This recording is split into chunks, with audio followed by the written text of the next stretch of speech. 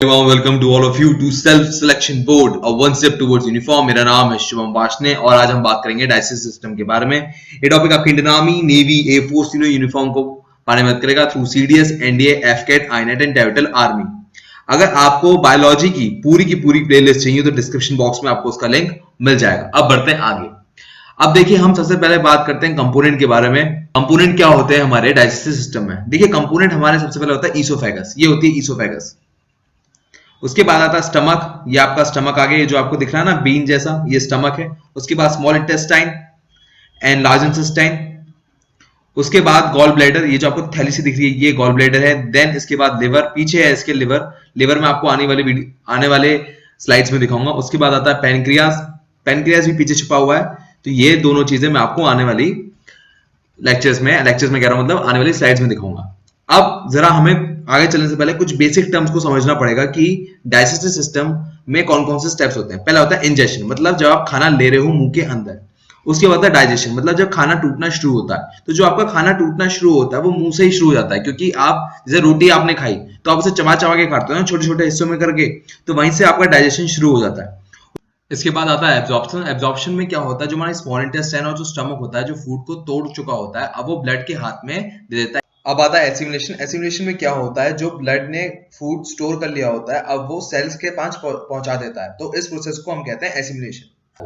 और फाइनली होता है इजेशन। इजेशन क्या होता है कि कोई भी चीज जिसका कोई यूज नहीं है, वेस्ट है, मतलब वेस्ट मटेरियल, खाने के बाद कुछ वेस्ट बचा, तो उसको वो बाद में हमारी जो एनल होती है, जहां से हम पी करते हैं या जहां से हम हकते हैं, जैसे हम कहते हैं आम शब्द में, तो उसके थ्रू ये बाहर निकाल देता है। अब आगे बढ़ते हैं। मैंने आपको बताया माउथ से इंजेक्शन होता है। सबसे पहले हम खाना यहीं से लेते हैं और यहीं से डाइजेशन शुरू होता है। ये इंपॉर्टेंट क्वेश्चन आपसे पूछा भी जाएगा, डाइजेशन कहां से शुरू होता है, स्टमक से, माउथ से, स्मॉल इंटेस्टाइन से? तो आपका आंसर होगा माउथ से। माउथ से शुरू होता है। अब जब माउथ में हम चबाते हैं तो हमारा खाना जो चबाने में मदद करता है वो होता है सलाइवा। आपके मुंह में जो थूक होता है उसे हम कहते हैं सलाइवा।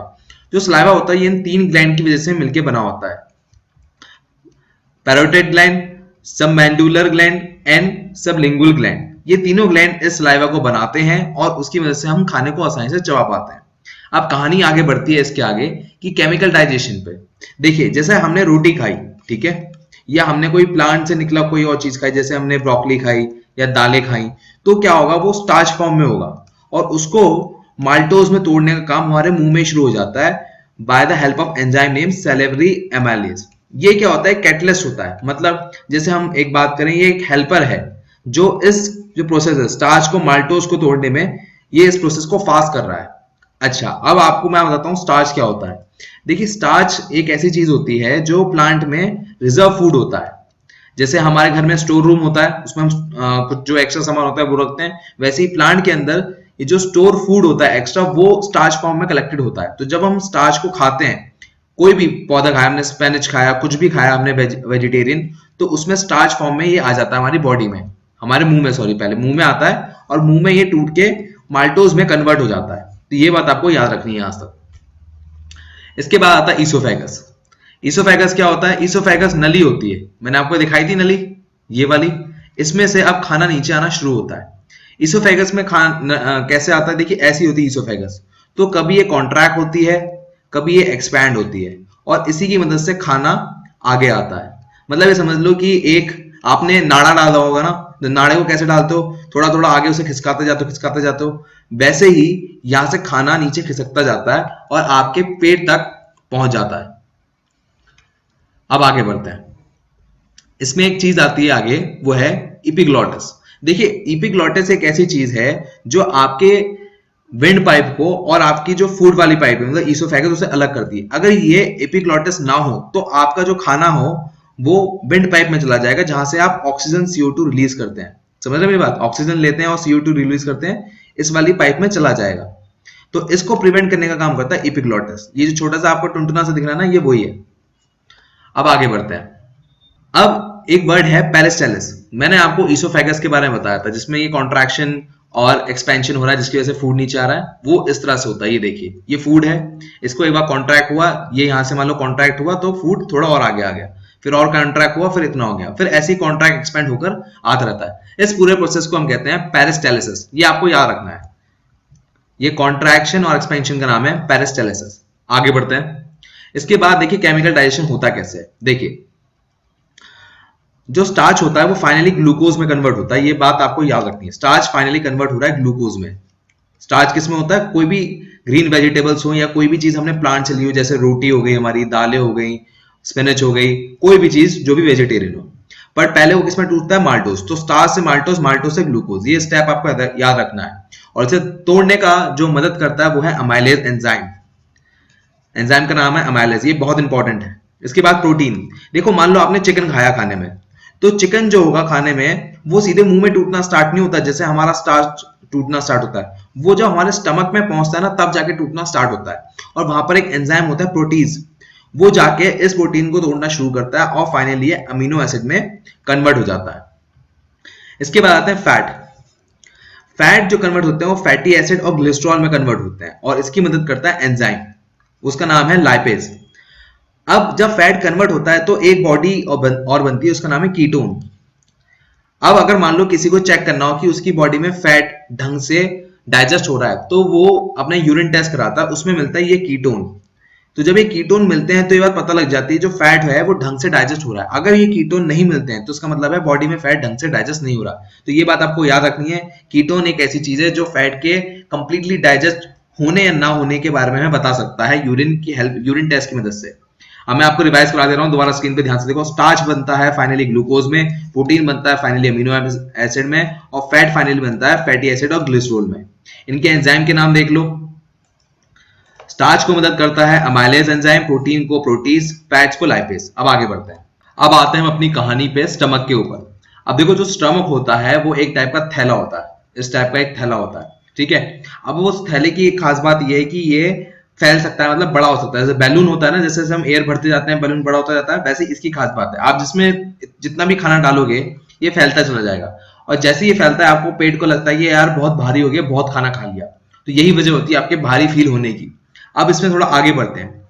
ये स्टमक का काम क्या होता है? एक तो खाना ये ले आता है। अब जैसे ये खाना अपने अंदर ले आता है, ये गैस्ट्रिक जूस छोड़ता है पूरे इसमें, बहुत एक टाइप का लिक्विड इसमें फैल जाता है। उस लिक्विड की खास बात क्या होती है? उसमें होता है HCl, हाइड्रोक्लोरिक एसिड, बहुत ही ज्यादा पावरफुल एसिड होता है और ये पूरे खाने में फैल जाता है। अब इससे क्या होता है? जब ये एसिड फैल जाता है तो जितने भी बैक्टीरिया खाने के साथ आए होते हैं वो सब मरने शुरू हो जाते हैं और अब सिर्फ उसमें सिर्फ खाना बचता है, कोई बैक्टीरिया नहीं बचता। अब जब ये हो जाता है तो HCl जैसे ही रिलीज होता है उसके साथ रिलीज होता है पेप्सिन।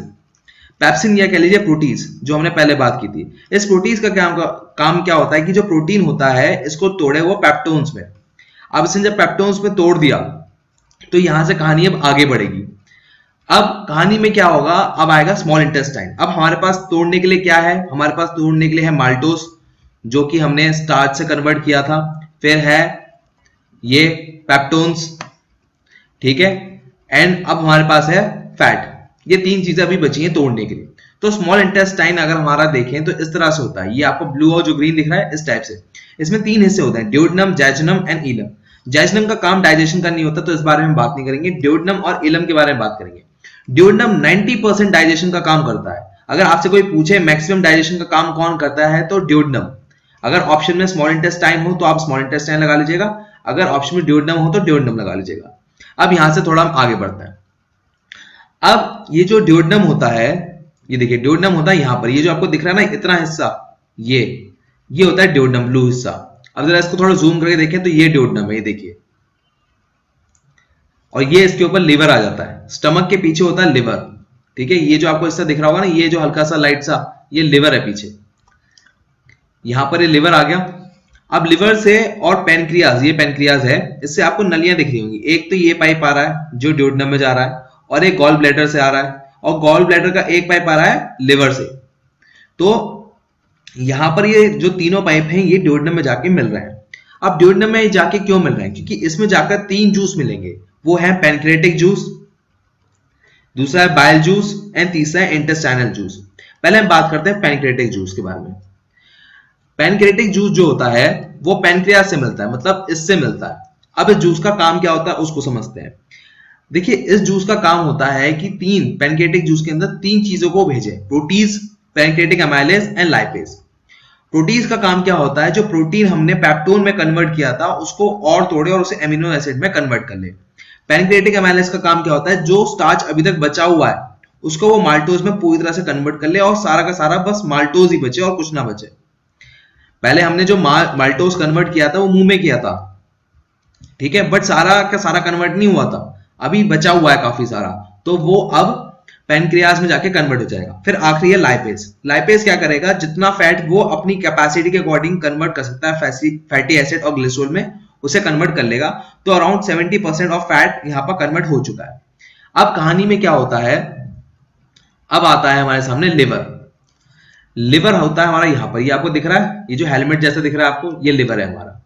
अब ये लिवर छोड़ेगा बाइल जूस, ठीक है, यहाँ पर बाइल जूस होगा, ये बाइल जूस है, बाइल जूस को छोड़ेगा। जैसे ही बाइल जूस को छोड़ेगा तो ये जो फैट होगा ये ब्रेक डाउन होना शुरू हो जाएगा और इसकी मदद करेगा लाइपेज नाम का एंजाइम, ठीक है, और इस तोड़ने को हम कहते हैं इमल्सिफाई। ये बात आपको याद रखनी है, एग्जाम में अगर कोई टर्म आएगी वो ब्रेक डाउन नहीं आएगी फैट के लिए, वो आएगी इमल्सिफाई। यहां से कहानी आगे बढ़ती है। अच्छा, कहानी में एक बात और, आप देखो यहां पर तो इसने बाइल जूस भेज दिया, बट जो एक्सेस बाइल जूस होता है ये गॉल ब्लैडर में रखता है। अब थोड़ा आगे बढ़ते हैं। अब गॉल ब्लैडर से अगर आगे बढ़े तो कहानी आती है हमारी इंटेस्टाइनल जूस में। इंटेस्टाइनल जूस क्या होता है, जो स्मॉल इंटेस्टाइन प्रोड्यूस करता है। स्मॉल इंटेस्टाइन में क्या होगा, अब जो सब्सटेंस उसे मिलेगा वो माल्टोज होगा जो कि ग्लूकोज में कन्वर्ट हो रहा होगा, और पेप्टाइड जो हमने पेप्टोन से कन्वर्ट किए थे वो कंप्लीटली एमिनो एसिड में कन्वर्ट हुए मिलेंगे, और जो बचे हुए फैट हैं वो अब फैटी एसिड में कन्वर्ट हो जाएंगे। तो 100% चीजें हमारे सामने खड़ी होंगी, वो होगी glucose, amino acid, fatty acid and glycerol. यहां तक का काम खत्म हो गया। अब छोटी छोटी बातें मैं आपको बताता हूं। अब देखो, ये जो पैनक्रियाज है इसके साथ एक चीज होती है, इंसुलिन भी ये प्रोड्यूस करता है। इंसुलिन का काम क्या होता है, जो शुगर लेवल होता है ना उसे कंट्रोल में रखता है। अगर मान लो आपका शुगर लेवल कंट्रोल में नहीं है तो आपको डायबिटीज हो जाएगी। अब इसके साथ लिवर भी जो होता है उसका भी एक काम होता है। लिवर का काम क्या होता है, जो विटामिन होते हैं ना आपके और जो शुगर होते हैं जो एक्स्ट्रा होता है उसको वो स्टोर कर लेता है बॉडी में जब तक उसकी एक्सेस जरूरत ना पड़े। अब आगे बढ़ते हैं। अब जो इंटेस्टाइन जूस होता है इसने ये 3 चीजें तो बना ली, अब 2 चीजें बनानी बाकी हैं। हमने अभी तक बात की प्लांट के बारे में और चिकन खाने के बारे में कि भाई चिकन से मिल गया प्रोटीन और प्लांट से मिल गया स्टार्च, बट आप दूध भी पीते हैं, राइट, और आप फल भी खाते हैं। इन दोनों के बारे में बात करनी रह गई है। तो जो आप फल खाते हैं जिसे हम जैसे कहें शुगर केन, जो मीठे फल आपने खाए, तो उनसे बनता है सुक्रोज। सुक्रोज को कन्वर्ट कर लेता है ग्लाइकोज और फ्रक्टोज में स्मॉल इंटेस्टाइन, और इसका जूस का नाम क्या है जो कन्वर्ट करता है, वो है इंटेस्टाइनल जूस। इस बात को आपको याद रखना है। लैक्टोज जो कि दूध होता है उसको कन्वर्ट कर लेता है ग्लूकोज में और लैक्टोज में। सो फाइनली हमारे पास हो गया glucose, amino acid, fatty acid, glycerol, and यहां पर हो गया गैलेक्टोज एंड फ्रक्टोज। ये सारी चीजें हमारे सामने आ गई। इसके बाद क्या होगा, इलम का काम आएगा। इलम क्या करेगा, जो चीजें अभी तक हमने बनाई है सिंपलेस्ट फॉर्म में उनको एब्जॉर्ब कर लेगा। मतलब देखो ये है हमारी स्मॉल इंटेस्टाइन, इसमें होता है इलम, end of the small intestine में होता है इलम, ये होते हैं ऐसे फाइबर। अब जरा आपको पिक्चर में दिखाता हूं तो आपको ज्यादा क्लियर होगा। ये देखो यहां पर इलम होता है, जब स्मॉल इंटेस्टाइन यहां से घूम घूम के खत्म हो रही होती है ना तब यहां पर इलम आता है, ठीक। अब जब इलम आता है तो इस तरह से फाइबर फॉर्म में होता है, ये आपको दिख रहे हैं, ये ऐसे फाइबर फॉर्म में होता है। तो ये जब फाइबर फॉर्म में होता है तो ये क्या करता है कि जितना भी जो हमने अभी तक प्रोडक्ट बनाए हैं, ये जो हमने प्रोडक्ट बनाए हैं इन सबको एब्जॉर्ब करने का काम करेगा। जैसे इन्हें एब्जॉर्ब करेगा, अब ये सारा का सारा भेज देगा खून में, और खून इसे कैरी करके ले जाएगा सेल के अंदर। यहां तक की बात आपको समझ में आ गई होगी। अब यहां से आगे बढ़ते हैं। अब आते हैं लार्ज इंटेस्टाइन में। देखिए लार्ज इंटेस्टाइन का काम क्या होता है, जो हमारे खाना से बना हुआ वेस्ट होता है वो लार्ज इंटेस्टाइन में चला जाता है। मतलब जैसे फॉर एग्जांपल आपने केला खा लिया, केला था सड़ा हुआ बट आपने खाना खा लिया, बट मतलब वो उसे खा लिया, तो वो सड़ा हुआ केला डाइजेस्ट नहीं करेगा, वो मतलब वो आपके ब्लड में एज ए न्यूट्रिशन के तौर पे नहीं पहुंचेगा, वो लार्ज इंटेस्टाइन ले लेगा। और लार्ज इंटेस्टाइन उसे लेके क्या करेगा, उसको या तो 3 कैटेगरी में मतलब डिवाइड कर देगा, या तो सेलुलोज में डिवाइड कर देगा, या फाइबर में डिवाइड कर देगा, या वाटर में जो कि अनडाइजेस्टेड मैटर उसमें डिवाइड कर देगा, और इसको फिर सीधे एनल के थ्रू या एनएस के थ्रू वो बाहर फेंक देगा। या तो मतलब आपको यूरिन फॉर्म में बाहर निकाल देगा, या जो यहां से आप 2 नंबर करते हैं, एनल करते हैं, हाँकते हैं, वहां से बाहर निकाल देगा अकॉर्डिंग टू द डिवीजन। ये होता है लार्ज इंटेस्टाइन का काम। अब लास्ट पार्ट इसमें यह है कि हमारी बॉडी में अगर मान लो कोई फूड, मतलब स्पेशली कहूँ ग्लूकोज, जैसे आपने रोटी खाई, उसकी एनर्जी बच गई है, तो उस एनर्जी को जो फॉर्म में जो स्टोर करेगा वो होगा ग्लाइकोजन फॉर्म में, और वो स्टोर करेगा लिवर। ये आपके लिए जानना बहुत इंपॉर्टेंट है। अब होती है कहानी खत्म, फाइनली हमने हक दिया और सारा काम खत्म हो गया। ये तीनों बुक में से कोई बुक आपके पास होनी चाहिए इन्हीं कंसेप्ट को बहुत स्ट्रॉन्ग करने के लिए, क्योंकि यूपीएससी अपने कंसेप्ट रिपीट करता है, क्वेश्चन नहीं। तो इन तीनों के लिंक आपको डिस्क्रिप्शन बॉक्स में मिल जाएंगे। मैं लेता हूं आपसे विदा। वीडियो अच्छी लगी हो तो तीनों में से कुछ एक कर दीजिएगा, और बहुत ही अच्छी लगी हो तो खाने पे इन्वाइट कर लीजिएगा। हैशटैग वॉचिंग कमेंट बॉक्स में अपना मैसेज दीजिए। जय हिंद, टेक केयर, बाय बाय।